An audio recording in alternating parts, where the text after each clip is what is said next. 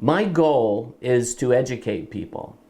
And there are many, many different paths into the film industry. What you're looking at is the beginning of starting to tell people stories about the path. So why not tell my story about the path? You know, it's like I had a dream, I had an idea, it was a thought, it was a fantasy, like, oh, I want to become a photographer. Well, instead of becoming a photographer, I got involved in the film industry as a production assistant. Then I paid attention.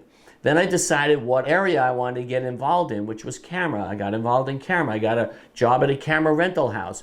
Then I got a job at a production company working with cameras, and I became an assistant cameraman. Then I moved into lighting, and I started lighting things, and I started shooting things, and I started directing things, and I found the thing that I love. I actually love documentary style filmmaking, and that was like 20 years ago. Economically, it was a different world back then. You know, you didn't have YouTube. You didn't have these different platforms that you could get your communication across. It's like you had to make a film. It was, you know, complicated. Now you literally could take a phone and get a communication across. So it's a totally different world.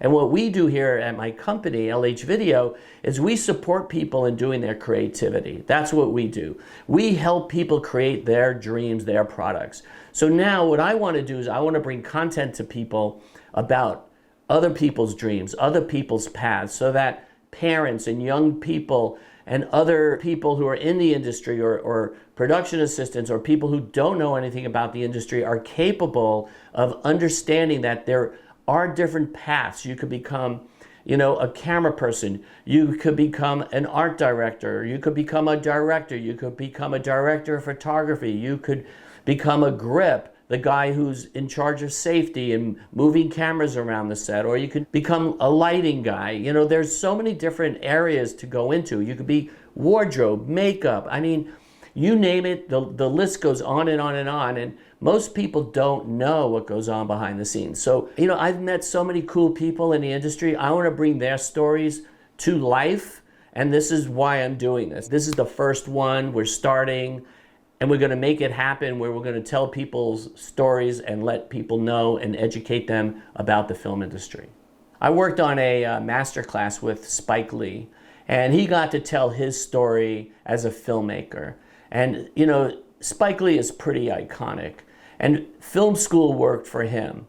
And why did film school work for Spike Lee? According to what Spike Lee said in his masterclass, it was the only place he could get his hands on a camera, okay? So you had to have film, you had to have a camera, you had to develop the film. So the schools had that accessibility. And we're talking about, I don't know, what is that, 40 years ago probably?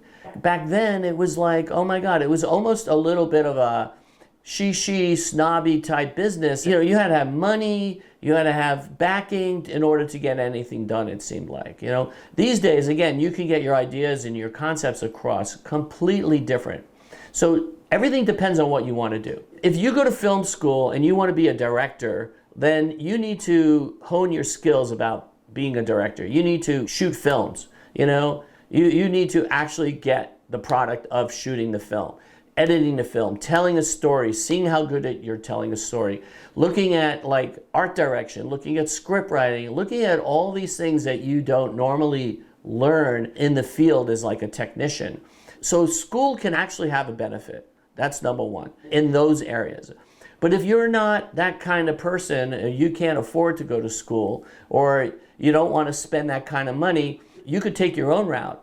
And you could probably use like YouTube and Google searches and finding, you know, different ways for people to shoot. What happened for me, because I went the non-school route, I didn't know how to shoot a long form. I only know how to shoot like a commercial, like little vignettes, little beautiful things.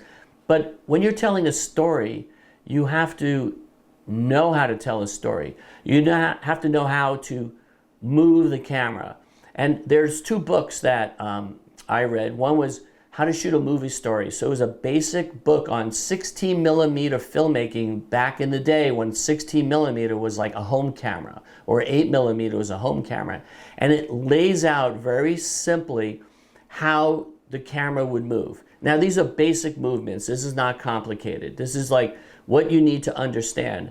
And you know what? now these days when you look at Instagram and you things like that, the rules have been rewritten because it's a different format. So depending on what you're trying to do really depends on the way you're going to shoot something. So I learned that by How to Shoot a Movie Story and then the 5 C's of Cinematography.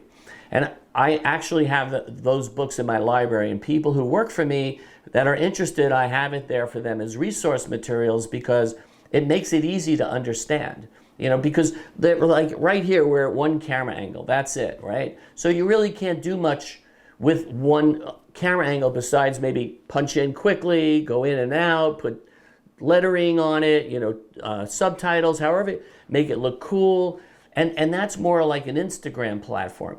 But now if you look at YouTube and you look at education, Dr. Eric Berg, who's a nutrition guy, he stands in front of a board and he discusses things, and that's what he does. And then they go in closer and wider, closer and wider. And it's usually, it looks like to me, the same camera angle just pushed in, they shoot it at a higher quality. So there's so much that's changed. And everything depends on what you as an individual want to accomplish. If you want to tell narrative stories, you need to probably go to film school or work on the set as a production assistant, and you start learning, you start becoming aware of what goes on a set. There's certain people that no matter what they do, they're going to be successful. That's it. And they move up. You know, and they learn and they understand, they duplicate what's going on, they see what's going on, and that's a really great way to learn also. Like, find a mentor. Find someone who's going to take you under your wing and teach you. But if you want to be like a cinematographer, or you want to learn lighting, or you want to learn grip, or you want to learn camera, the best thing to do is to work in the field, in the area that you want to work in, so that you become more familiar with that. But always look at your goal. Like, what's your goal?